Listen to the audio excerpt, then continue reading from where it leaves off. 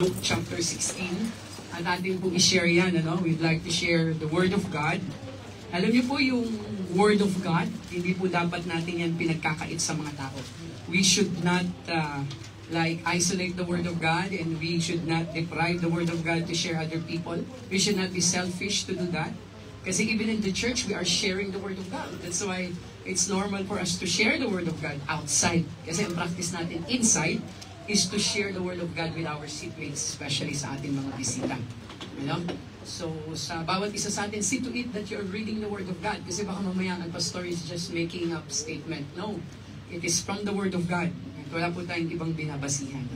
Luke chapter 16, and it's a very famous story to some of you, but to some, dahil marami na po tayong mga bago, maybe this is the first time that you're going to hear this message to our new members and new attenders, and especially sa ating bisita.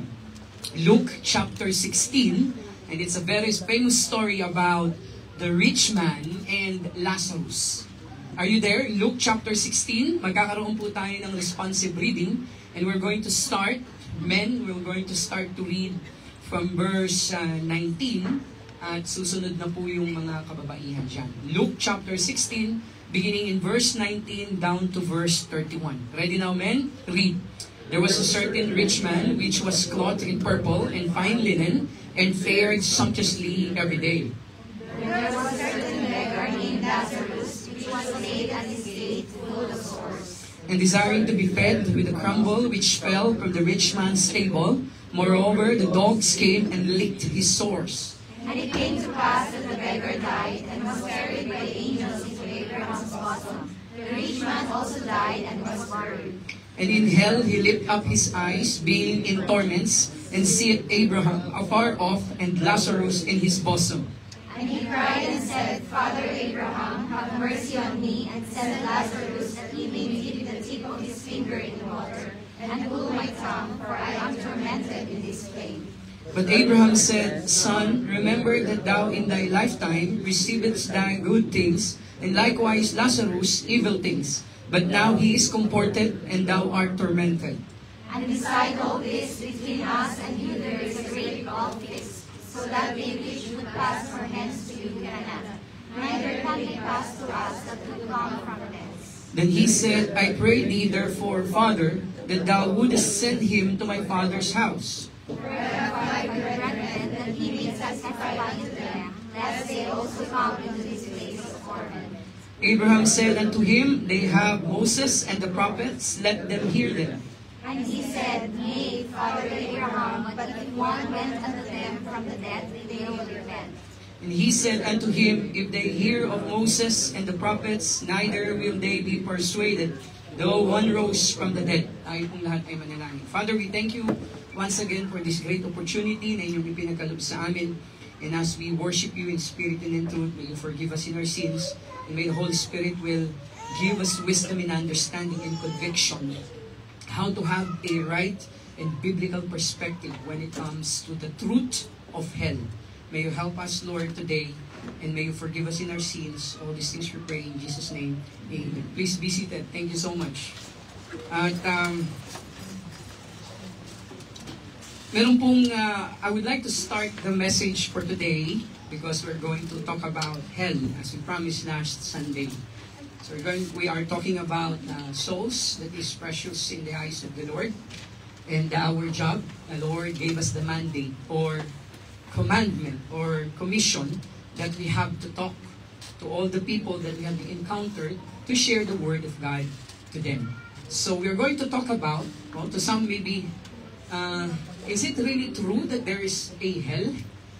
So, first principle, if hell is not mentioned in the Bible, there's no point of believing it, correct? Because it doesn't say anything about the Bible. But to tell you honestly, when it comes to the topic of hell, there are so much more verses in the Bible pertaining hell compared to heaven.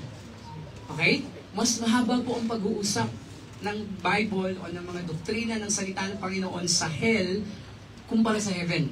And I know for sure that the reason why the Lord is giving us full warning to avoid this tremendous place what they call this, destination. Para maiwasan natin yan sa ating pong lifetime here on earth. So siguro naisip natin, is it really true? First principle, it's true 100% because it was written in the Bible. It's easy as is. The principle is, God said it, and I believe it, and it settles it for me. Sinabi ng Panginoon sa Bible, so walang duda. Kaya nga nandito mga kapatid, the reason why we are here, because we're studying about the Bible. If we do not believe the Bible, and this is the reason why the preacher is always standing here, the preacher or the teacher in Sunday school always giving us lesson, and it's from the Bible. So there's no point of coming here if we don't believe in the Bible. Kaya mahalaga nating makita yung foundation na yan. So is it really true that there is a hell? Yes, there is a hell in the Bible. And secondly, there was like a story from our culture in the Philippines. Nagkaroon po ng tinatawag the story about this guy or this boy who is going to school. And every time this boy is going to school, the teacher noticed that he is coming always late. That's why, of course, ang reason, yung ating mga teachers, they will always not make pakialam, It's not about interfering about the personal life, but since the teachers are the one teaching our kids, they have the right to know what is going on in the personal life of every child. Most especially kung affected na yung kanila pong academics. So this teacher, she really wants to know what is happening to this boy. He's always coming late. And then one time, he had this opportunity to talk about what is happening in the life of this boy. So she interrogated this boy and asked, Anak, where do you live? Where is your place? Why is it that you're coming here always late? Is it far from school? You know, teacher, I am living in hell. What? Sabi niya, nakatira po ako sa impyerno eh. Talaga? So you must be kidding me. So natawa lang yung teacher because for sure 100% the boy is joking. Okay, what's the name of your mom? Okay? The name of my mom is Impacta. Okay?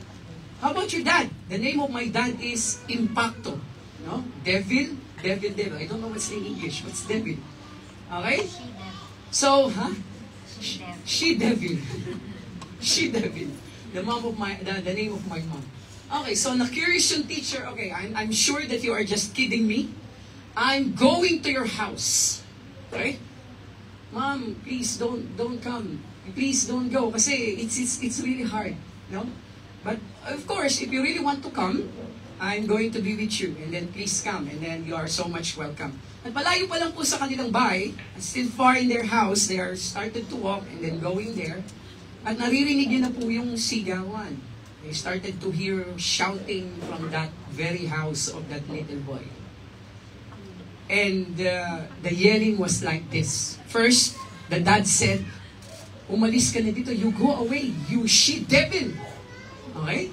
And the she-devil, the mom said, you go away, you he-devil. Ikaw, impacto ka, umalis ka na dito. Okay, para wala nang gulo, the dad said, umalis na lang tayo sa impyernong bahay na to. And then the student said, see ma'am, what I'm telling you is the truth. I live in hell, and my mom is devil, and my dad is a devil. So mga kapatid, to some, they are might experiencing hell on earth. Amen? Do you believe on that? Kung totoo na merong heaven on earth, on opposite side, there is a hell on earth. The way we live. Pero yung ating pong pag-uusapan, if we're going to have unbeliever parents, if we're going to have unbeliever siblings, relatives, and everything, sometimes you feel na parang namumuhay ako sa impyerno. It's because of the characters and the habits and the way they treat us and the way we treat one another. Parang walang peace sa tahanan. And you can actually experience, ano ba itong tahanan na meron kami? Parang impyerno dahil ang gulo. Away dito, away doon. Murahan dito, murahan doon. Si tatay, merong ibang pamilya. Si nanay, meron na rin, nakikipag-date na rin. At yung mga bata, naiwan na lang. So, if that is true in our present situation, literally in our life, how much more the literal sense yung hell mismo sa Bible. At yung pag-uusapan natin mga kapatid. At sino po ba ang pupunta sa hell? Before we can actually continue about hell, at ito lang po yung masasabi natin, very passage and very story from the Bible that tells about hell. At ito po yung ating kinuha for this afternoon. So, sino po ba yung pupunta sa hell? The Bible says in Revelation 21 verse 8. Let's see if I can memorize this verse.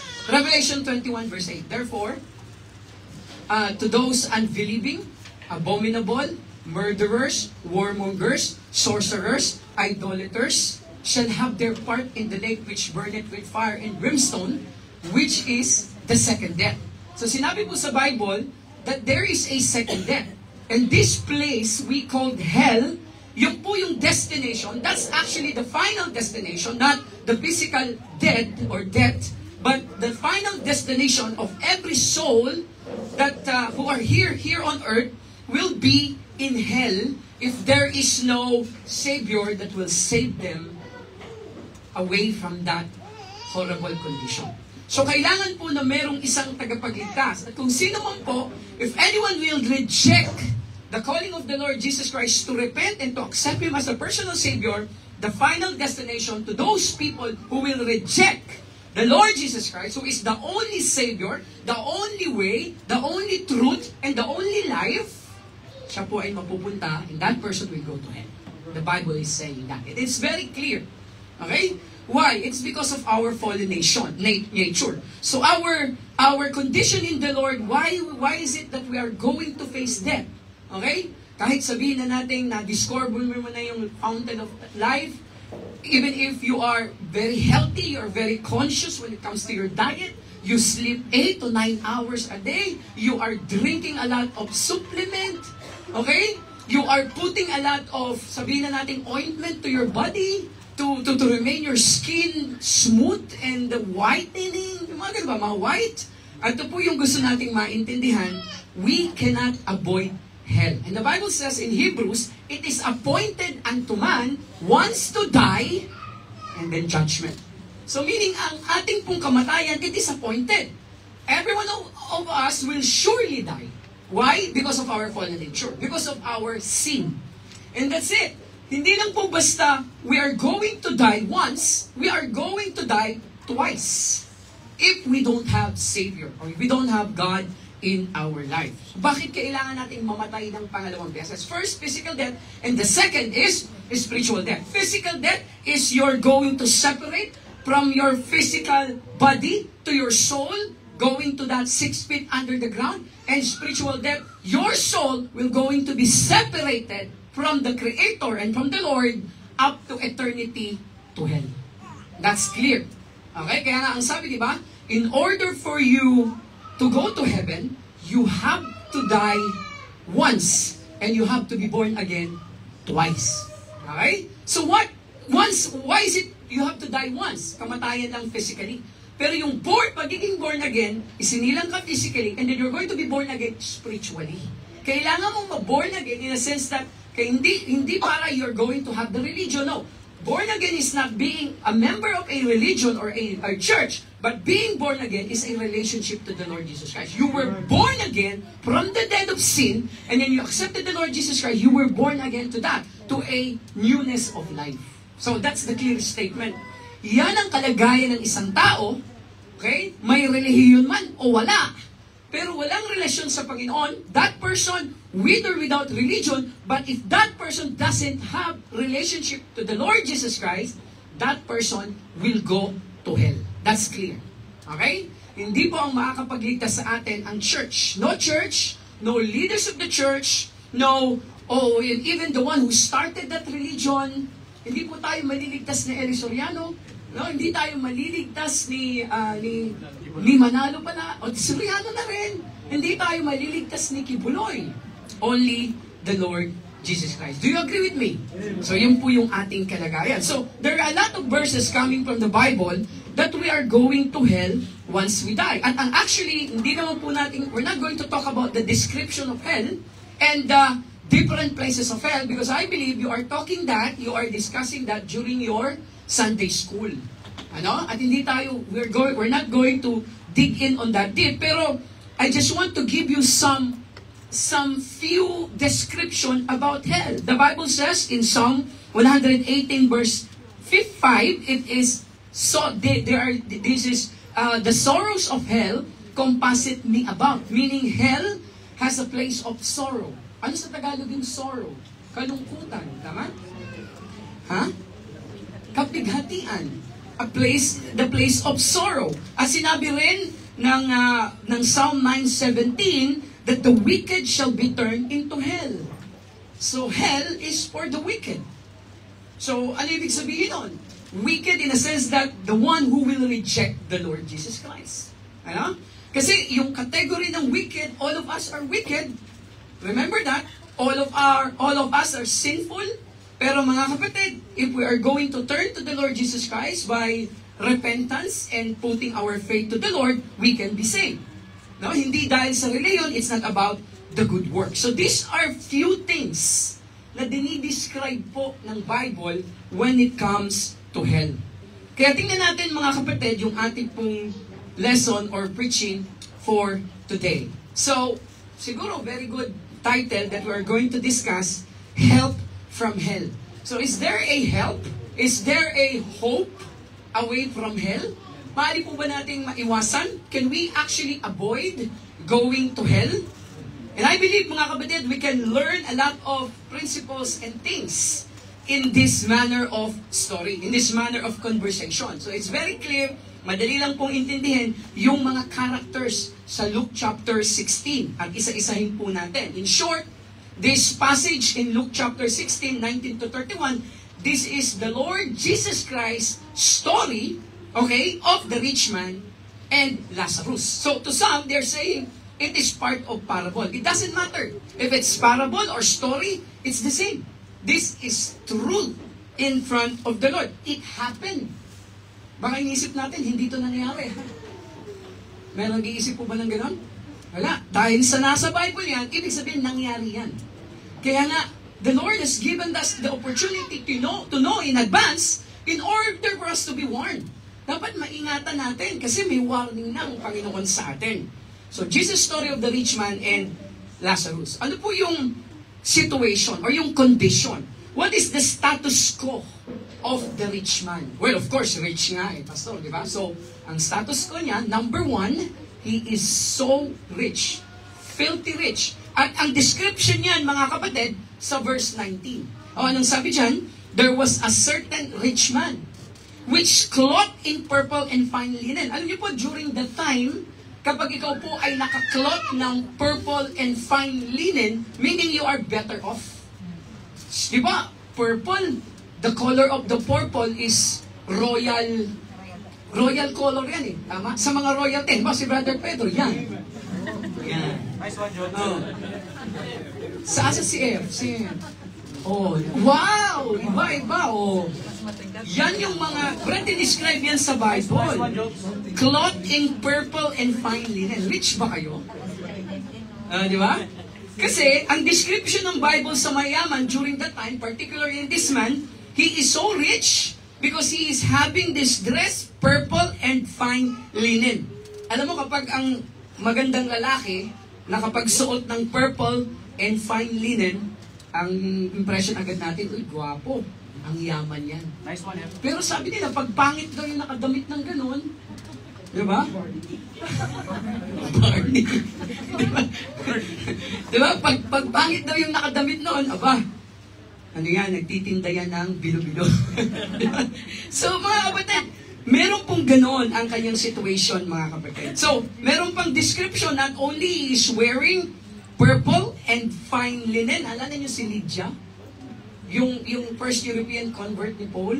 Ano yung business niya sa Acts, New Testament? Siya yung nagbibenta ng fine linen and purple clothing. So, ibig sabihin, she was a businessman and she is better off. Normally, ganyan po yung description ng Bible during the time. Business people, at meron po silang kaya sa kanila pong buhay. Not only that, and fared sumptuously every day. Madaling salita, nakakain niya yung gusto niyang kainin. Sumptuously, di ba? Napakarami yan. Sumptuous. O ibig sabihin, masasarap. Marami. At hindi lang yan siguro nakabase sa isang ulam. Siguro 2 hanggang 3 ulam yan. And normally, pag mga rich people, nakaupo yan sila sa mahabang lamesa. Alright? So, yung sa atin, di ba, hindi naman ganun kahaba. Minsan ganyan lang sa atin eh. Di ba? Pero sa mga mayayaman, mahaba yan, mga kapatid. Yun po yung description sa ating pong unang character. But not only that, this rich man is unbeliever. Yun ang medyo, mahirap. Because although he is rich, because he is unbeliever, but also he is unbeliever. Although he had abundance when it comes to his possession materially, and all of the food he can actually enjoy in his entire life, but unfortunately, when he died, he went straight to hell. Right? So pag-uusapan natin later on yan. But may pangalawa pang character, not only with this rich man. Verse 20 said, and there was a certain beggar named Lazarus. So we all know about beggar. So napakahirap talaga nito. And the Bible says, which was laid at his gate full of sores. And not only Lazarus was named as a beggar in the Bible, but also he is sickly. He had a full disease when it comes to his body, full of sores. Anyway, yung mga panahon na yun, yung mga usong sakit. Diba? Yung leprosy, tapos sores, yung kagaya nangyari kay Job. Imagine niyo how miserable the life of Lazarus during that time. Hindi lang basta siya mahirap, talagang mahirap dahil nandun lang po siya sa gate. Kaninong gate yan? Sa rich man. So para siyang aso. Nandun lang siya na sa labas and full of skin disease. Yan ang situation ni Lazarus. And then not only that, verse 21, because of his condition, horrible condition, and desiring to be fed with the crumbs which fell from the rich man's table. Kumakain lang po siya sa mga tira na nalalaglag sa kapagkainan ng isang mayaman na ito. And not only that, moreover, the dogs came and licked his sores. So, ibig sabihin, may alaga ding aso itong mayaman. Ha? Ito po yung tinatakpan ng story, no? Ba't nabanggit yung aso? Of course, mayaman, may alagang aso. At ganun po yung situation, mga kapatid. And I hope the purpose of this message, para makarelate talaga tayo, that in real life situation, nangyari. So maintindihan natin dyan, mga kapatid, that in verse 22, just like Lazarus, or the rich man, it came to pass that the beggar died, and was carried by the angels into Abraham's bosom. The rich man also died, and was buried. So sino po yung unang namatay? Sino unang namatay? Ha? Si Lazarus. Take note of that, kasi babanggitin natin yun mamaya. Si Lazarus muna. And then, the rich man. So, ibig sabihin, nauna si Lazarus. So, tingnan natin yan, mga kapatid. A believing poor man named Lazarus who had nothing in this life as well, but sickness and poverty, died and was carried by the angels into the comfort of paradise with Abraham. So, tingnan natin yung 3 points for today. Ano po ba yung 2 requests? Doon po tayo maglalaro. And then yung 3, yung implication ng soul winning ay ng kahalaga ng soul sa ating buhay. So the suffering of rich man in hell had made 2 requests. So hindi tayo masyadong magpo-focus. We're not going to focus on the situation of the rich man because he is so much privileged after that, because he is now in a very good condition with Abraham and with the Lord. Kaya magpo-focus tayo dito sa rich man, na ang kanyang situation, after that, he tasted, he was enjoying a lot of things on earth. Sabihin na natin, nasa kanya na ang lahat, nangiyaman ng mundong ito. But he suffered a lot when it comes to hell as his final destination. So we'll see the suffering of this rich man in hell. And he made the 2 important requests. Kanino siya nag-request? Kay Abraham in paradise. So number one request that he made is to send Lazarus to put 1 drop of water on his tongue to relieve his suffering. Anong sabi dyan? Saan natin makikita yan? Verse 24. And he cried and said, Father Abraham, have mercy on me, and send Lazarus that he may dip the tip of his finger in water and cool my tongue, for I am tormented in this place. Ano ibig sabihin ng tormented sa Tagalog? Tormento, di ba? Pag yung sobrang init, sobrang, sabihin na natin, parang natutorture ka na. Torment, di ba? Yung po yung description na binanggit sa salita ng ating Panginoon. At maintindihan natin na yung unang kahilingan na yan ng rich man ay para pakiusapan si Lazarus. Alright? Kasi nauna si Lazarus and he is begging Lazarus to put at least one drop of water on his tongue. Na kahit paano, to relieve his torments and to relieve his suffering in hell.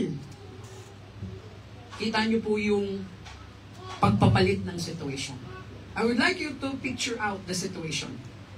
During the time ng kanila pong earthly living, nung sila po po'y nabubuhay pa, during the time that they're still alive, who was the one begging? The beggar. Well, in fact, hindi nga sinabing nag-beg ang beggar, di ba? He was just actually waiting for the food, the leftover, the crumbs na mahulog so that he can actually eat. So during his time, when he was still alive, his lifetime was actually, he was suffering in material things, in food, in everything. Yung basic necessity na ipagkait yan sa buhay ni Lazarus. But because of this big turn of events, ang nangyari po ng sitwasyon ngayon, ang nagbibig, yung mayaman naman. Ano? Kaya nga, no, ang makikita natin dyan, actually, it will also can be applied in our regular daily living. No? So we have to be very careful. We must not be arrogant and prideful to say, oh, I have a better job, and you don't have a better job. I can wear what I wear, I can buy what I want, and you cannot even afford to buy. Baka mamaya, in a turn of event, mabaliktad ang sitwasyon. Ikaw naman yung mga ilangan. Kaya gusto nating maintindihan, it could happen na hindi laging maayos ang ating sitwasyon. Kaya dapat let's be fair enough, let's be humble enough, let's be understanding enough to other people to understand their situation. Kasi baka mamaya, magkaroon ng turnout sa ating buhay na tayo naman yung magbibeg. So the rich man who refused to show mercy to Lazarus in need, now begged that Lazarus might show mercy to him in his need. So nabaliktad na yung situation. And I should say, the situation right now is much more miserable compare nung nabubuhay sila. Ano? At malalaman natin yan. Bakit? Mamaya. So nakita natin that the rich man declares yung expression ng rich man, the greatness of the torture, the torment.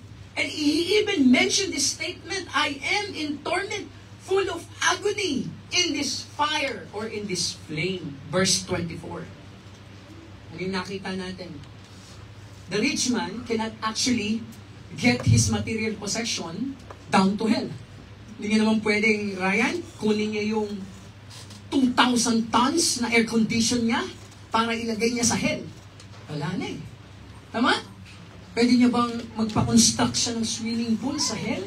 I can pay you. MR. You're the greatest builder in Dubai. Mag-build ka nga ng swimming pool sa hell. I can pay you. Think you can do that? He can do that? No. Hindi na. So, what we can see in the life of the rich man, that material things have only temporary value. And material things is not eternal. But you know what? Hell is eternal. So kaya nga yung paghihirap ni Lazarus, panandalian lang. Sabihin na natin, ay pagkait na lahat sa kanya, no? Siguro to some, they are mocking Lazarus, not only the rich man. To some people, ano ba naman to? Nandyan lang sa gate. Look at this guy. He's so miserable. He is just only in the gate of the rich man. Ang ka-fellowship niya, yung mga aso, sobrang sweet pa ng aso, dinidilaan yung kanyang mga, di ba? Look at the thing, or look at the people, their statement, the comments of the people during that time na nakakakita kay Lazarus. But ang lahat ng iyon, mga kapatid, natapos nung siya po ay mamatay. So material things have only temporary comfort that it can give to us, but it is not, and there is no eternal value. Luke 16:25. Ano sabi niyan? But Abraham said, Son, remember that thou in thy lifetime received thy good things. Amen? Sino yung kausap niya? Rich man, pastor, teka ha, eto. Bakit niya tinawag na son? Naiisip niyo po ba yun? Anak po ba siya ni Abraham? Alam ko, isa lang ang anak ni Abraham. Ano ibig sabihin? Anong tingin yung implication ng son na yan? Tinawag ni Abraham. O pwede nating sabihin, Brad, why is it son? Siya po ba'y anak ng Diyos? Is he related to Abraham? That's why Abraham called him son?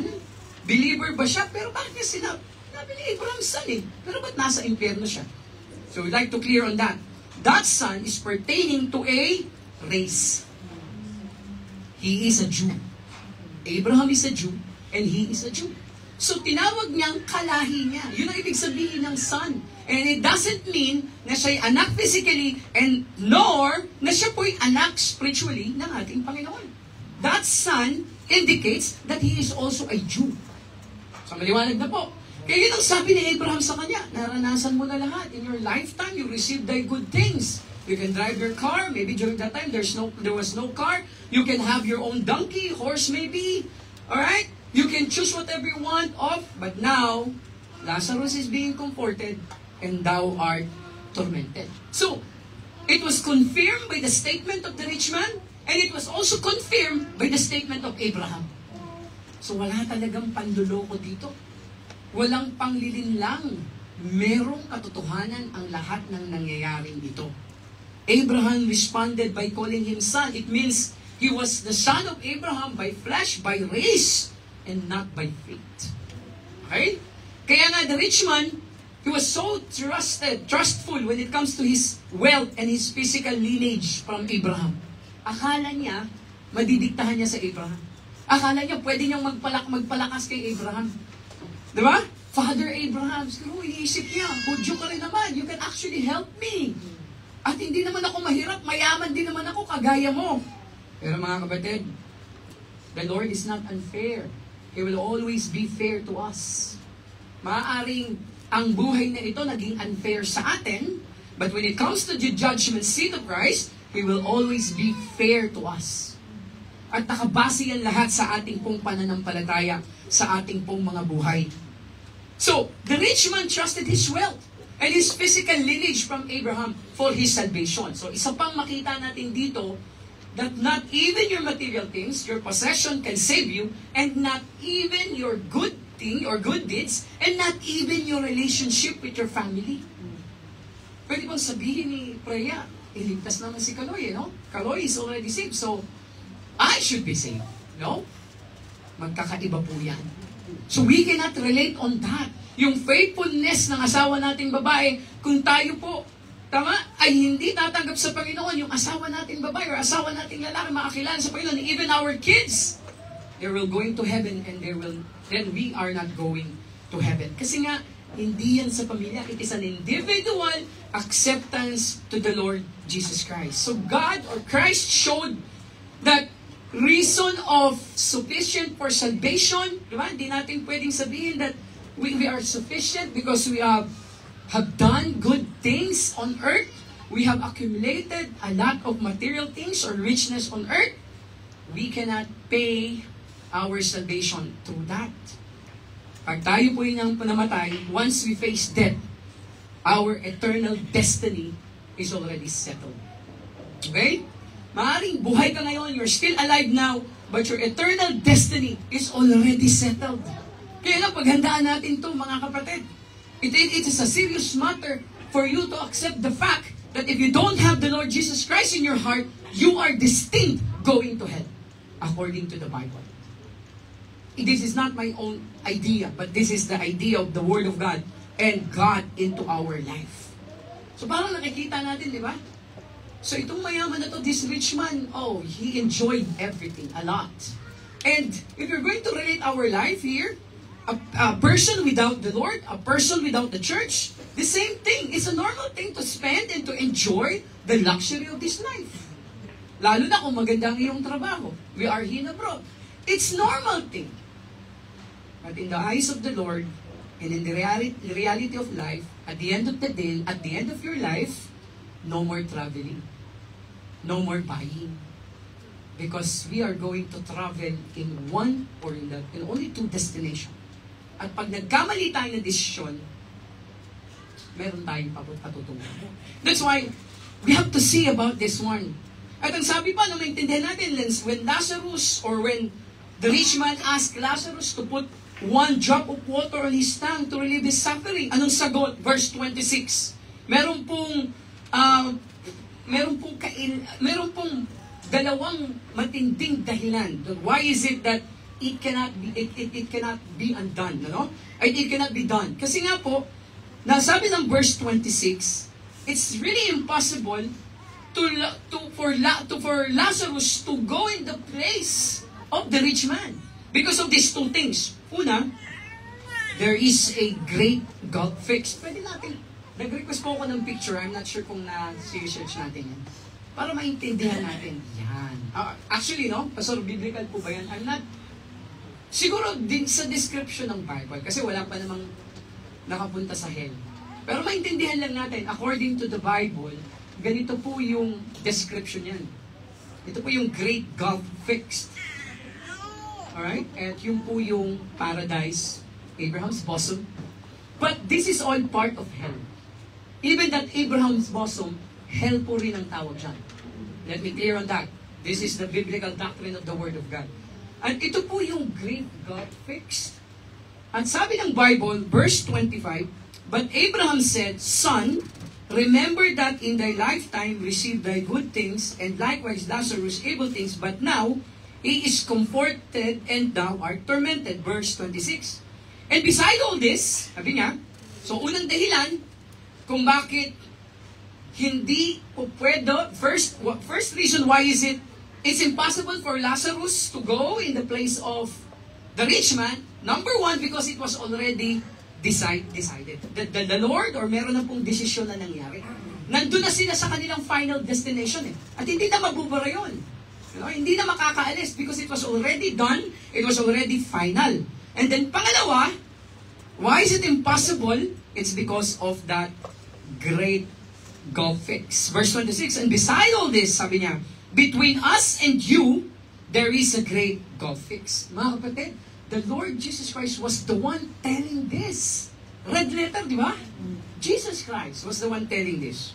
And He is saying, in all thy lifetime, receive thy good things, on verse 26, beside all these things, between us and you, there is a great gulf fix, so that they which would pass from hence to you cannot, neither can they pass to us that would come from thence. So from here, from this side ng great gulf fix, going to Abraham's bosom, balik po natin sa picture, imposible.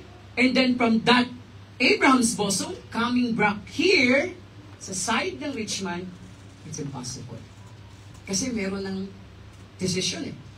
There is already a judgment from the Lord na dalawang pupuntahan ng ating pong kaluluwa. So mamaya pag-usapan natin, what happened to that paradise or that Abraham's bosom? Alam nyo, very important to know yung conversation of the Lord Jesus Christ and the other thief hanging on the cross. Yung sinabi ng Panginoon that I will remember you in paradise, He was actually talking about the Abraham's bosom. Yan yung paradise na binabanggit doon.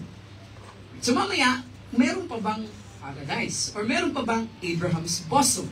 And then, on the other belief, sa ibang mga belief, no, doctrine, pinanggalingan natin religion, that Abraham's bosom, they call it as purgatory. So very critical. Kasi ang pagkakaalam natin dyan, purgatory yan. At ang pagkakaalam natin before, our belief before was this: in order for you to go to heaven, once your soul get stuck in purgatory, we have to pray a lot and hard. You have to finish 40 days in praying para na sa ganon, your soul that got stuck there in paradise or in Abraham's bosom will go to heaven. And will go to heaven. And that was a wrong doctrine. Wala kang makitang ganyan sa Bible. Not single word that says about purgatory. Wala po eh. Talagang heaven and hell lang. So, let's continue. Between us and you, there is a great gulf fixed. Alam niyo po, mga kapatid, yung rich man, siguro naaalala niya, yung kanyang wrong confidence when it comes to his wealth. At yung kanyang wrong devotion to it. Because all of his life, he was very devoted to earn money, to accumulate all these things. Wrong devotion, wrong commitment. Hindi niya alam kung tama ba yung pinaglalagakan niya ng kanyang buhay. Nagpayaman siya ng gusto. And then after he died, the end of the story, and there another story. Kanya pong buhay. Kaya, dito natin makikita, mga kapatid, na meron din pong isang turo sa isang mga sekta na nagsasabi na, yung ating kaluluwa naman, matutulog lang daw yan. Have you heard this? Kasi kailangan ko pong i-inject dahil maybe, meron po naka-encounter sa inyo that there's one sect that is saying that our soul, after we die, will turn into a soul sleep. Meron kayong narinig na ganyan? Na yung kaluluwa daw natin, matutulog lang naman daw yan. Okay? And then darating ang panahon na pag tayo po ay andyan ang dumating ang Panginoon, ang second coming, ay kukunin na. Mga kapatid, there's no such principle or doctrine in the Bible pertaining about soul sleep. Hindi po pwedeng matulog ang kaluluwa. Okay? Ang sagot po niyan, mga kapatid, or ang tanong dyan, the spirit and the soul of a saved person. Okay? Pag siya po ay namatay, okay? After, fast forward tayo ha, there is no more paradise now. There is no more Abraham's bosom. So pag ang isang saved person, if he is going to die, a saved person automatically go to heaven. And if an unbeliever dies, he is going also to hell. This will happen immediately pagka tayo po ay namatay. The soul does not go to sleep. Wala pong sinasabi ang ganun sa Bible. At wala pong, hindi po mawawala yung consciousness ng ating pong buhay or ng ating sarili pag tayo po ay namatay. The body, ang katotohanan, the soul will not sleep, but the body will rest or sleep in the grave. Yun ang totoong mapupunta. Okay? Sa malalim na hukay, 6 feet below the ground. But the soul remains conscious. It doesn't matter if that soul will go to heaven or in hell. Ba't natin nasabi? Kasi conversation na, di ba? Kung merong soul sleep, di sana nakakapagsalita si rich man. Hindi sana siya nakipag-communicate kay Father Abraham. So hindi totoo na hindi mararanasan ng ating kaluluwa ang impyerno. Well, in fact, if we are conscious in heaven, a person will also be conscious in hell kapag po siya ay namatay. Yan po yung katotohanan ng salita ng ating Panginoon. So, ito po yung, we can actually refute those soul sleep doctrine. Kasi yung rich man, si Lazarus, and even Abraham were conscious, and they are enjoying the comfort. And the other one is enjoying the suffering. Siya mismo nagsabi that he actually felt the torment in his life. So kung ang kaluluwa wala doon, tama, naiwan sa lupa, bakit niya nasabi yung gano'n? So there is a life. There was a life during that time. Buhay siya nung nandun siya mismo. Yun ang pinakamasakit, di ba? Akala kasi natin, or to some, sabi nung lola ko, it's better for us to die. My grandmom says, it's better for us to die to finish all those hard work or hardship here on earth. Okay? Para makapagpahinga na. But that's not true. Because after death, there's another one. At yun po yung mas matagal, it will last up to eternity. Kaya gusto nating maintindihan yan, mga kapatid. Na maintindihan natin yung two sections. Okay, ulitin ko ulit. Balik tayo dun sa picture. Ito po yung two section ng Hades. Or masasabi nating hell. Paradise and the hell punishment, which is this side. Okay, doon na po nakakaranas ng sobrang init si Lazarus. During that time, nung tayong ating Panginoon po, mga kapatid, right after ng kanyang death, burial, and resurrection, nung time na po siya ay namatay. So this was actually a doctrine, nabanggit ito nung time ni Jonah. So, bakit 3 days na namatay ang ating Panginoon? Kasi yun yung time na kung saan ang activities ng ating Panginoon during the time ng 3 days na po siya ay namatay, kanya pong in-empty. Alright? These are the activity of the Lord Jesus Christ. Jesus emptied the paradise section when He rose from the dead and took the Old Testament saints from this part going to heaven. Why? Kasi na-fulfill na nung prophecy. Nung siya po ay namatay at muling nabuhay, wala na pong paradise during our time. Kinuha niya na yan, in-empty. So, ibig sabihin, yung mga na-save before ng death, burial, and resurrection, He actually took all of those people and emptied that place and brought it to heaven. That's the doctrine on that. So, sabi ng Noah, di ba? Yung 3 days and 3 nights na si Noah inside the big fish of the belly, that was actually happening during the time of the Lord Jesus Christ when He died 3 days. Okay? So gusto nating maintindihan yan. Wala na yan sa ngayon. Kaya ang isang believer, after that resurrection of the Lord Jesus Christ, a believer, after He died, automatic, he will go to heaven. Eh, Pastor, paano po yung kanyang katawan? That's the time that when the Lord Jesus Christ come back, magkakaroon na po tayo ng glorified body. So the soul and the body from the grave will unite as one. Ang doctrine po niyan, glorified body. Pastor, ibig sabihin sa langit, may katawan tayo. Yes! That's the Bible is saying. And it is uncorruptible body. Okay? Ibig sabihin, away from sin. Wala na pong kasalanan sa langit. So ganyan pong babaguhin ng ating Panginoon. Alright? Yung rapture na tinatawag, kukunin ng Panginoon yung katawan na nailibing at yung mga nabubuhay pa during the time, bigla na lang maglalaho in a twinkle of an eye. As the Bible is saying in Revelation and in 1 Thessalonians, binanggit din yan. Kaya ito po yung maintindihan natin dyan, mga kapatid. There is no more paradise. Jesus emptied the paradise section. Kaya nga, yung salitang torment, it is used 4 times in the Word of God. And it means great sorrow and grief, agony. Alright? So, although wala na po yung paradise na yan, but it is still part of hell, and hell, it is still real in our time. Dalawa na lang, hell and heaven. So, Abraham gave 2 reasons. Ito yung binanggit ko po sa inyo kanina.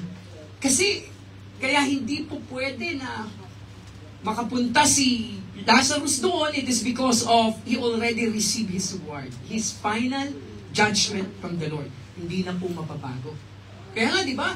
We must accept the Lord Jesus Christ right now. Kasi pag tayo'y namatay, there is no turning back.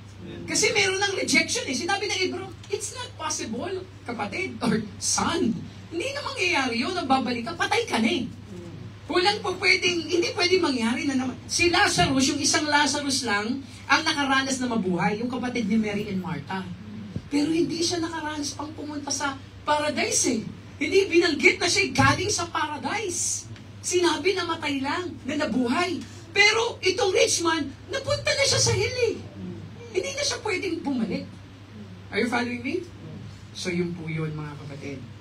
So, ito yung dahilan. You already received the final decision from the Lord. And instead of, sabihin na natin, he received a lot of reward in heaven dahil napakayaman niya. But he had left God out of his life. Yung reward sana na bibigay ng Panginoon, sure to heaven, he rejected that. At pinagpalit niya sa kanyang yaman sa mundong ito.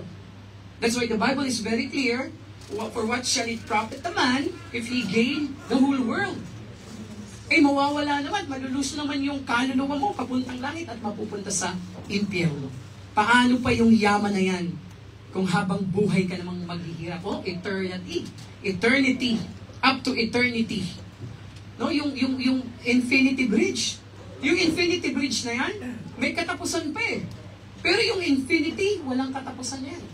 And that means eternity. Walang katapusan na paghihirap sa impyerno. So that's the first one. Ang first request that the Lazarus will dip his hand or his fingers to the water para lang maibsan ang kanyang paghihirap. So, the once rich man, okay, he can actually rule his life during his earthly living, and Lazarus was the one begging, pero this time, he was the one begging to Lazarus. At hindi kung ano man yung gusto niya na nire-request siya, kundi yung kapiranggot lamang ng patak na tubig. I think that was the worst situation that could happen in the life of the rich man. Yung bang maibsan lamang na yung kanyang hirap sa hell because he was so tormented in hell. And the number 2 request of the rich man, not only to dip the finger of Lazarus sa kanyang pong mga bibig, but second request was to send Lazarus back to warn his 5 brothers. So this is the second request. Ano? So it is because during that time, he was actually, in reality, he's in life, he is experiencing the torment. He doesn't want his brothers to experience that as well. That's why he was telling Lazarus, Father Abraham, please, tell Lazarus to go back to life and tell my brothers to accept the Lord Jesus Christ and not to experience hell. Kasi ito na yung nararanasan ko. Mga kapatid, siguro naman sapat na yung pinag-uusapan natin for you to think about your relatives, for you to think about your loved ones, and for you to think about your situation in front of God. Are you really saved? Kasi yun din yung magiging question natin dito eh. No? So siguro, pag-isipan mo rin maigi while listening to this. Eh, inaccept ko na po ang Panginoon eh. You must be sure. Because our story right now is real. And it's going to be the final destination of each and every one without time. So, sa akin lang, in my own testimony, I've seen a lot of churches preaching about hell. May mga nasisave pang mga members. Meron ha? May pastor pang nasave. Meron. Kasi, kung ako lang ha, gusto kong makasiguro. Mahirap na. Mahirap na. We don't know when to die. We don't know how long we can still live here on earth. So we have to be very sure when it comes to our final destination. So mamaya, pag-isipan mong maigi, let's pray to the Lord, am I really saved? Because I don't want to go there. Because even the rich man is saying, I don't want my siblings, my brothers to come here because I'm experiencing right now. You know? Walang telepono during that time. During that time, there was no phone, there's no communication. But it is so clear that the rich man is having a hard time. Very desperate. Verse 27 to 31. Nakita natin yan. I pray thee therefore, verse 27, that thou wouldest send him to my father's house. For I have 5 brethren. Imaginein mo yun? 5 brethren. And he may testify unto them, lest they also come into this place of torment. Okay? And Abraham said unto me, they have Moses and the prophets, let them hear them. Madaling salita, in our present situation, we don't have Moses, but we have prophets. Ano ibig sabihin ng prophets, Pastor? There are 2 kinds of prophets. During that time, foretelling, yun ang ibig sabihin ng prophet, during the time, foretelling, the Lord uses the prophets that to announce the prophecy that is coming. In the New Testament, like Daniel, these are the prophets. May minor and major prophets. Okay? Foretelling ang tawag doon. F-O-R-E. Ay sa Tagalog, mga manghuhula. Tama? And then there's another one prophet that is happening in our present situation. Foretelling. F-O-R-T-H. Ano yung pino-foretell nila? The Word of God. So, a prophet right now, in our present situation, it could be me as a pastor, it could be you. Kung ikaw ay nagfo-foretell or nagfo-foretell, nag-share ng Word of God to other people, you are a prophet in a sense. Amen? Ganyan ang situation natin. So, ang sabi ni Abraham sa kanya, Abraham said, we have Moses there and the prophets, they're going to tell about the Lord Jesus Christ. They should be warned. And then the rich man said, in verse 31, and he said, nay, Father Abraham, but if one went unto them from the dead, they will repent. So parang sabi niya pa, if Lazarus will go there from the dead, from this part, they will going to believe. Kasi nga, believable. Galing siya doon, namatay na, di ba? Pas babalik. Anong sabi ni Abraham? Verse 31, and he said unto him, if they hear not Moses and the prophets, neither will they be persuaded, the one rose from the dead. Kung hindi nga nila maniniwalaan si Moses at ang prophet, how much more yung galing pa dito sa impyerno? Amen po ba? Ano yung lesson? Kung hindi ka maniniwala sa mga nagbabahagi sa'yo, how much more na maniniwala ka sa galing mismo sa impyerno? Imposible nang mangyari yun. Tama? Kaya nga, Abraham is saying, Moses is there. Prophets is there. These are the ways that God is using. Diba? In Romans chapter 10, verse 17, how can they be here? How can they hear if no one will tell them? Paano nila maririnig kung walang preacher na magtuturo ng salita ng Panginoon? Walang prophet. So the rich man did not say, itong maganda dyan mga kapatid, to send Lazarus back to warn his 5 brothers or his brethren.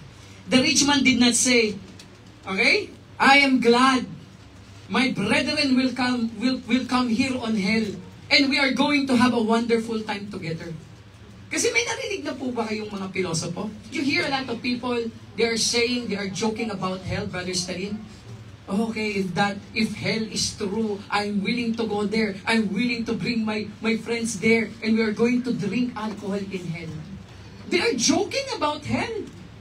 Pansinin nyo, if hell is a big joke, this rich man could have a joke, could mention jokes during this time.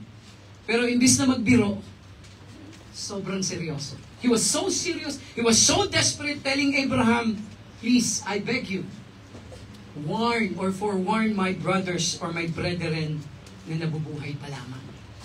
Yan ang problema mga kapatid. People are joking about hell. They really want to go to hell to spend time enjoying hell with their friends. And they're saying that hell is a wonderful place, according to them. And some other people, they're even dancing with costumes like the characters of the inhabitants of hell. Parang ang saya-saya sa hell. They're even making a lot of, ang tawag doon, yung float. They even have this costume pag nagpa-perform sila about hell. Parang ang saya-saya sa hell. People sometimes will say, I want to go to hell. All my friends are there. Yeah? Sige, kung sa hell ako pupunta, okay lang, andun naman yung mga kaibigan ko. What do you think?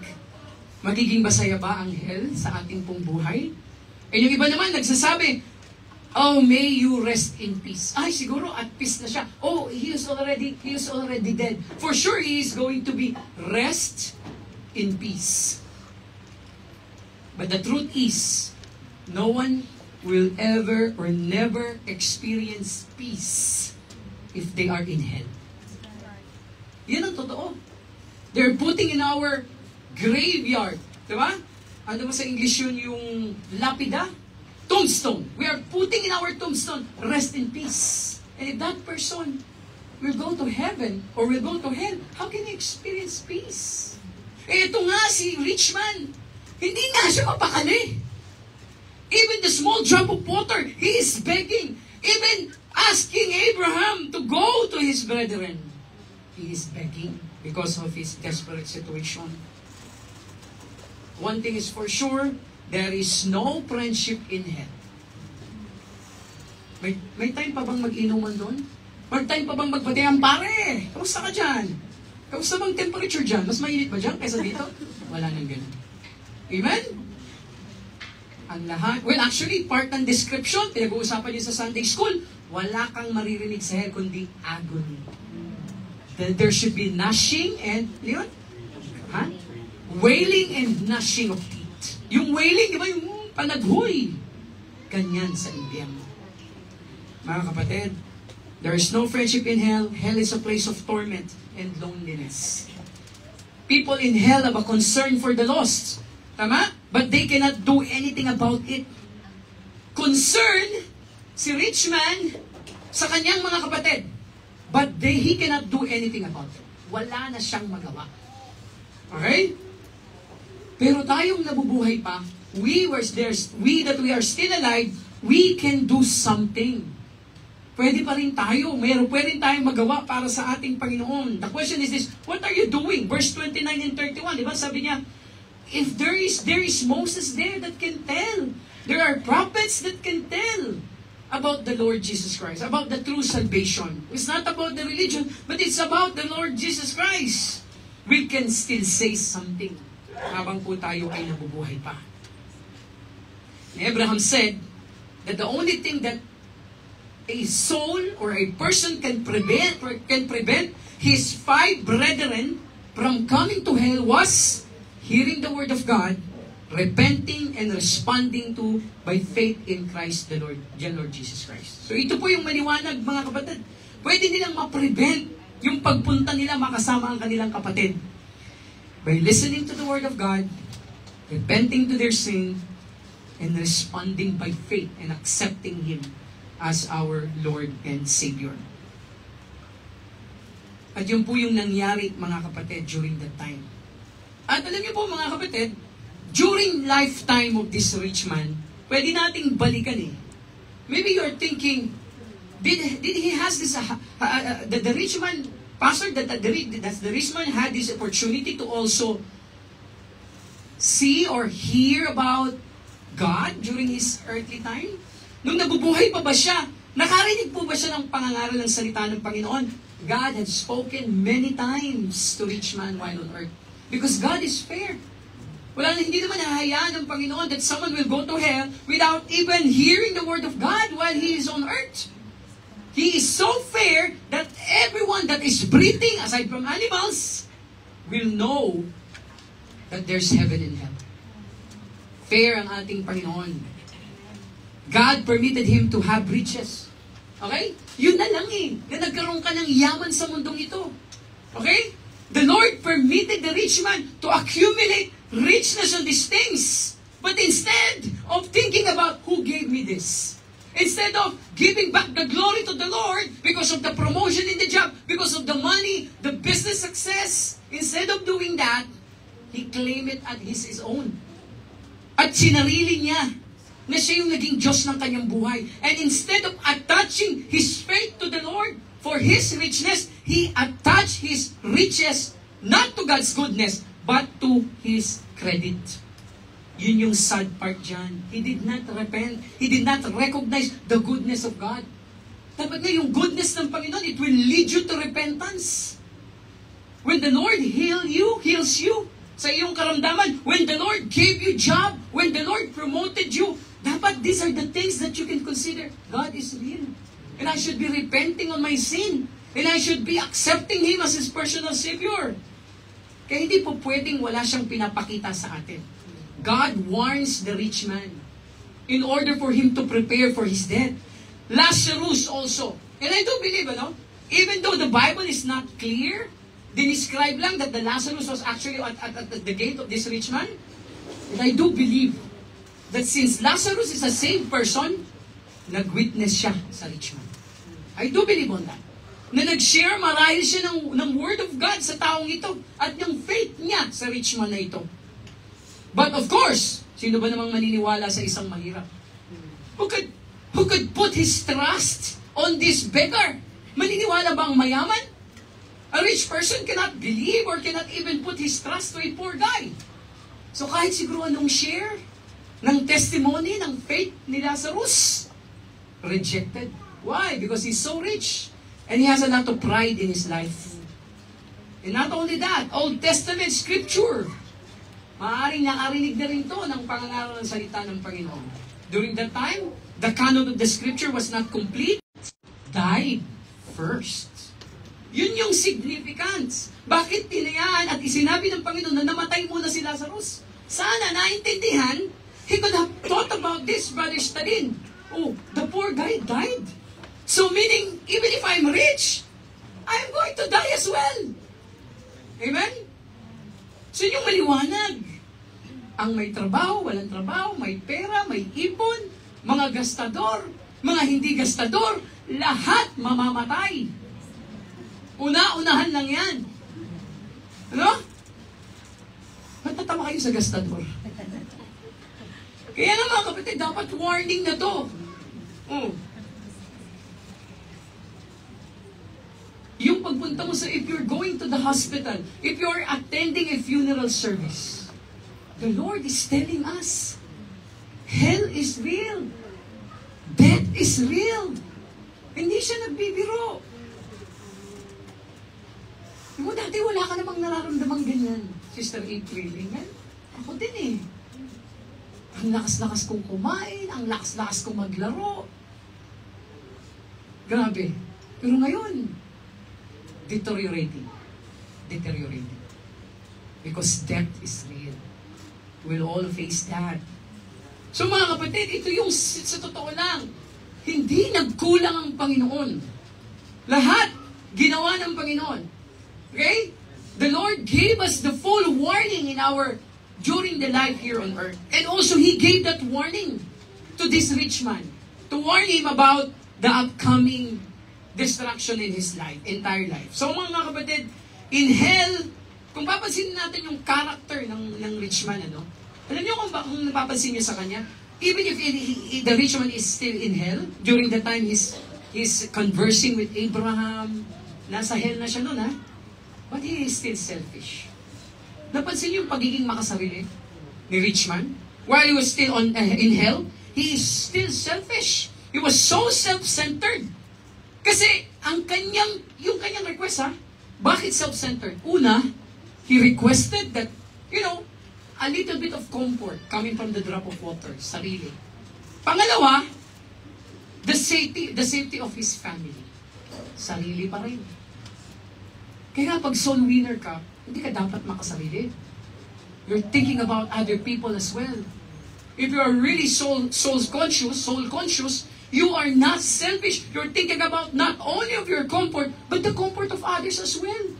Alam mo na pupunta ka sa langit, but if you're not telling other people to go to heaven, then you're selfish. Like the rich man in hell. Too selfish. Kaya mga kapatid, praying for his comfort.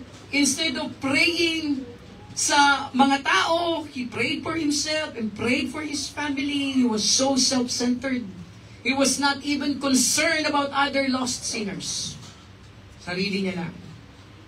Kaya maintindihan natin mga kapatid, that the souls of men do not die with their bodies. Hindi mamamatay ang ating kaluluwa. The truth about hell. The souls of men are conscious after death and not asleep. Okay? It's not sleep, it's still conscious.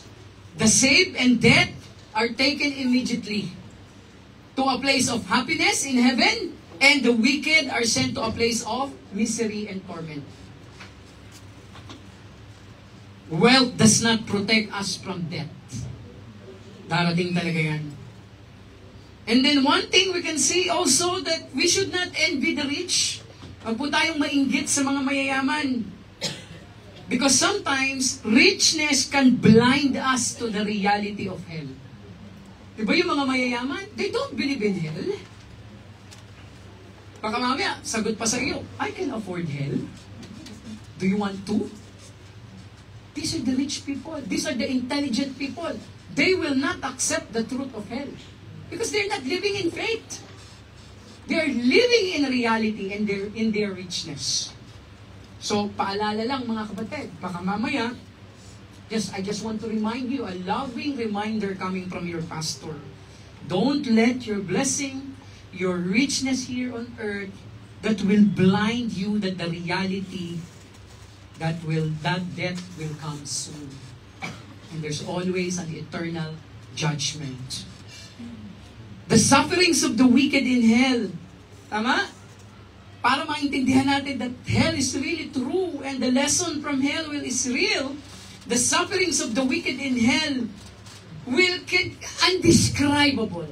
Or sabihin na natin describable. Yung paghihirap ng great torment. Burning flame. That's the reality. And then, yung pagkauhaw, hindi mawawala. Kasi nanghihinga ng drop of water. Alright?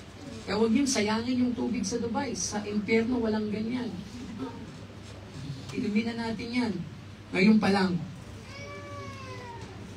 And hell is a place of suffering beyond grave. Okay? Imagine niyo ito na lang yan. If hell is not true, magsasayang ba ng panahon ng Bible ang Panginoon na ilagay ito? Amen? If hell is not true, this story has no meaning. And hindi magsasayang ng panahon ng Bible or ang Panginoon, the Lord will not waste His time putting this important story if it's not true. This is true. And the truth is, there will never be any escape from hell. There is no turning back. Sa ating pong napag-usapan. No? At kung kahit yung sitwasyon ng rich man, Brother Habs, with Abraham, hindi na mauulit yun. Isang beses lang nangyari. Hindi pwede yung halimbawa ako namatay na nasa impyerno, meron pang ganung conversation para mapaalalahan ako yung mahal sa buhay? Wala na. It happened only once. And it happened in Luke chapter 16. Kaya mga kapatid, once in hell, there will never no escape because the gulf is fixed. And then, ang ating Panginoon, He will always be there to remind us about many things. He reminds His Word, His Holy Spirit pleading with sinners, His servants, His goodness leading us to repentance, pleadings of friends, heaven. These are very things and situation and people that God is using in order for us to be warned about our final destination. Kaya kung hindi mo pa tinanggap ang Panginoong Kristo, andyan ang salita. No? Ng kanyang salita. Andyan ang Bible. And the Holy Spirit will always, plead and convict your heart about the truth of hell. And there are people who will tell you about the goodness of God. The goodness of God in your life, that's the proof that hell is real and death is coming in order for you to repent. And then sometimes friends, yung mga nag-invite ng mga bisita, and heaven. Since hell is real, heaven is real. Kaya dapat nating maintindihan.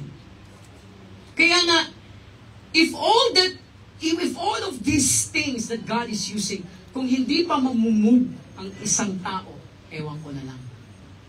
Kung hindi pa makakakilala ang tao sa Panginoon, ewan ko na lang. Pero it could happen. Kagaya sa nangyari sa rich man, because of these things that the Lord wants and prepare for him, he still did not believe. At kanyang trust sa kanyang earthly riches, yun yung nagblinded sa kanya in order for him not to accept the eternal reward of the Lord Jesus Christ. And then, sadly, no dead man will return from hell. Kaya maniwala na tayo, ngayon pa lang. So if you're not going to believe and listen that Jesus Christ and the Bible, these are the truth that we can see about the final destination, nothing you will hear anymore. Hindi ka na pwedeng maniwala pa. Diba? Sa news, sa kanilang mga tao, in social media, you cannot believe that. Okay? Kung hindi mo narinig at nasunod ang ating Panginoon sa kanyang mga instructions, there is no way na maliligtas pa tayo. Kaya nga mga kapatid, kung ang isang tao, if there's any person that will say, he really wanted to go to hell, that person have been deceived, or that people have been deceived.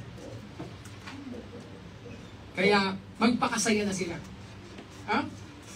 Lokohin na nila, they enjoy things about hell, they dress up like in hell, they enjoy all things, because they have been deceived. Darating ang araw, parang rich man lang din yan. Amen? So, as we close mga kapatid, what are the implications of hell for us today? Ano yung parang pinaka-application na yan na ating gagawin as we end? Soul winning is important. Amen? Kasi sinabi na ni Abraham, sinabi na ng rich man, in order for them to be warned about the coming of death in hell, there was Moses, there are prophets. May Bible na, complete canon. Mapapaalalahanan na tayo. So tayo yung gagamitin in order for us to tell other people warning about hell. Kaya nga, when people get angry to the preacher or to the person sharing the Word of God, alam niyo kaninong trabaho yan? That is the work of the devil. That's not the work of God. Kung meron mang preacher evangelist na nasa kalye, street preaching, yung mga nag-o-oppose dyan, the work of the devil. No? Lalong-lalo na kung yung preacher hindi nanghihingi ng contribution. No? Matakot ka na doon kasi totoo yung kanyang sinasabi. Alright? Soul winning, it is important. Every person or any people, the people who will get angry to a preacher preaching on a soul winning, they are doing the devil's work. So we are doing God's work. So dapat hindi tayo tumigil. Letter B, we need to become fishers of men. Matthew chapter 4 verse 19, follow me and I will make you fishers of men. Number 3, ito yung maganda dito sa ating pinag-uusapan. Alam niyo kung busy lang tayo sa pangangaral ng salita ng Panginoon, ano yung number 3? Lagay natin sa screen. We will not waste our time fighting other Christians. We will seek to maintain unity in our church. Bakit? Busy ka sa soul winning. Busy ka sa pangangalaga ng mga bago. O imbis na mang-away ka, yun yung gawin natin. Amen? And I do believe that fighting this unity offense in the church is real. Diba? Kahit maliit, malaki, small church, big church, there's always a misunderstanding.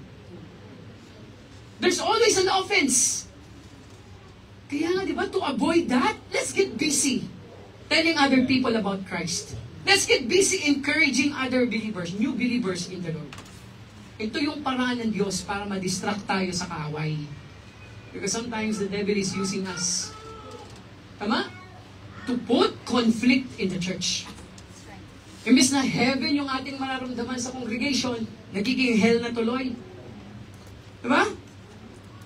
So minsan sa sobrang offense, ang ating mga kapatiran, minsan, kahit sa impyerno ayaw kitang makita. Kita mo yun? Sobrang na yun, ha? Sobrang ng offense yun. Grabe pagka-offend nun. Mga kapatid, we have to seek and maintain unity in the church. And if we are busy pulling souls out from hell, of course, the Lord will do that, pero tayo lang po yung channel. Ano?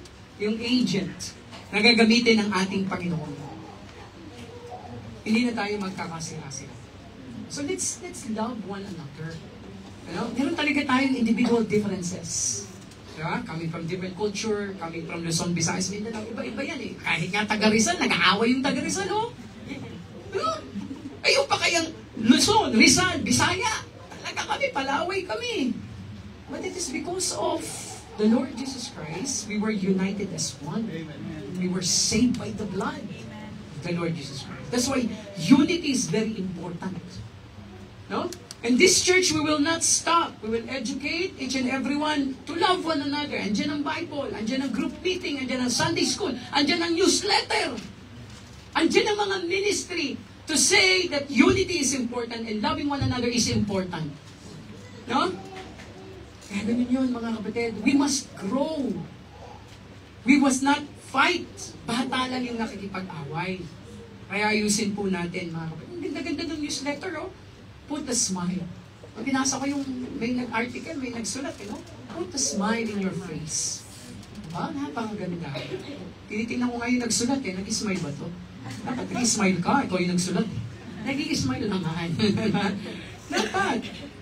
Kaya mga kapatid, we can see also our church has a great importance in rescuing people from hell because this is the major purpose of the church.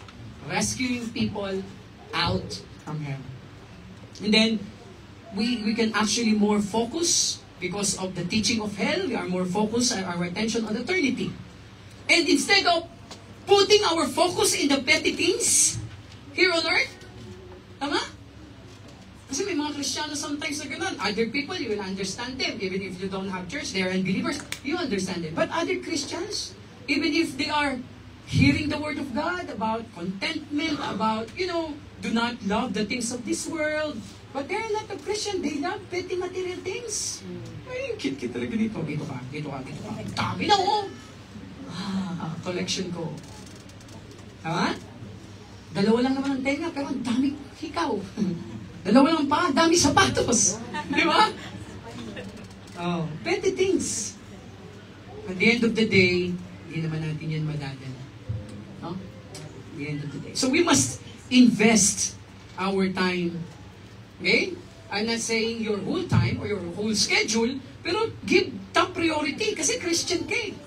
Give a place or the right time or give a bit of your time in showing or sharing the Word of God to other people. And also, the essence of hell and the reality of hell will make us or will encourage us to train more workers to be soul winners.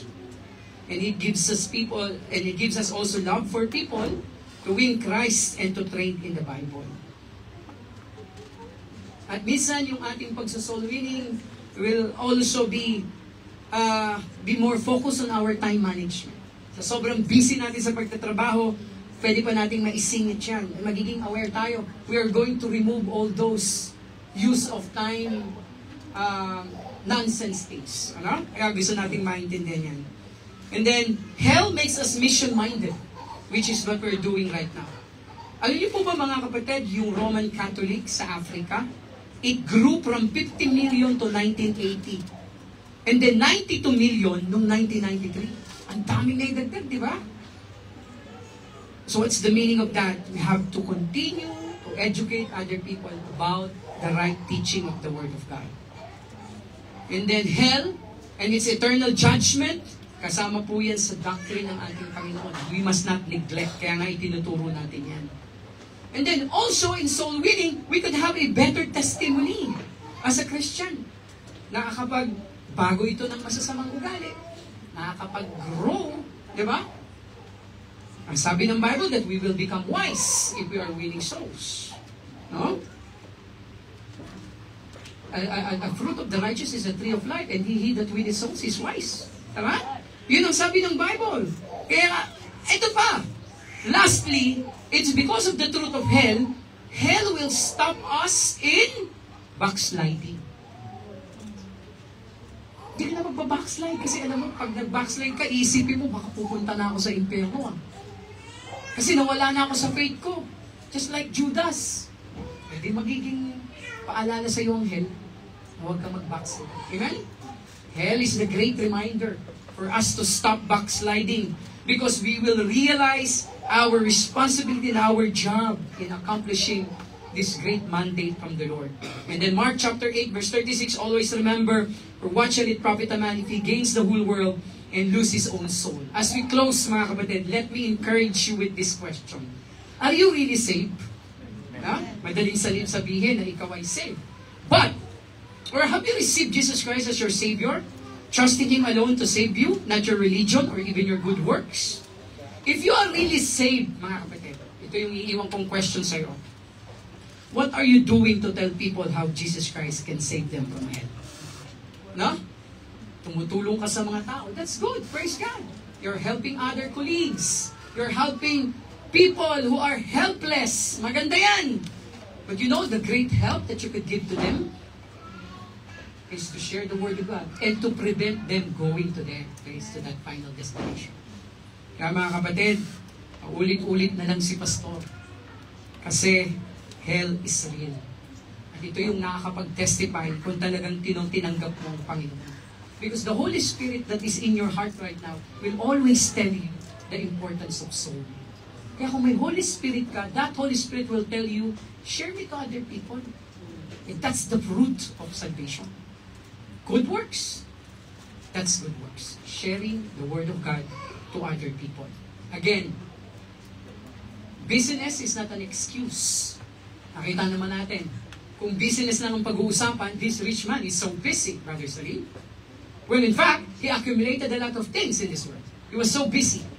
But because of business, he forgot the most important part in his life. Kaya, if you're really a Christian, don't forget the important part that the Lord is entrusting you. Because your wealth, your richness, will vanish right away. But the things that you're doing in the Lord will last up to eternity. At yun lang po yung magka-count. And at the end of the day, in judgment seat, the Lord will say to you, well done, how good, O faithful servant. Dahil sa ating ginagawa in these things and words. Kaya mga kapatid, again, material things, wealth, job is not bad. But please, let's use that in our advantage to tell other people about the truth of hell. May trabaho ka? Use that. You have your car? Use that. Tell other people about hell. Give tracts. Di ba? You are fueling, ano ba sa English no? You are going to petrol station. And while doing that, you ask that guy, are you a Muslim? No, I'm a Christian. Give tracts. But for sure, because when he said that he's a Christian, meaning he's Catholic, give tracts. He needs to accept the Lord Jesus Christ. Saan ka nagpupunta? Restaurant? Nasa mall? Bigay ka ng tracts. This can prevent them in going to hell. That's the help away from hell. Tayo pong lahat ay manalangin. Let's all stand up, please. Lord, we thank you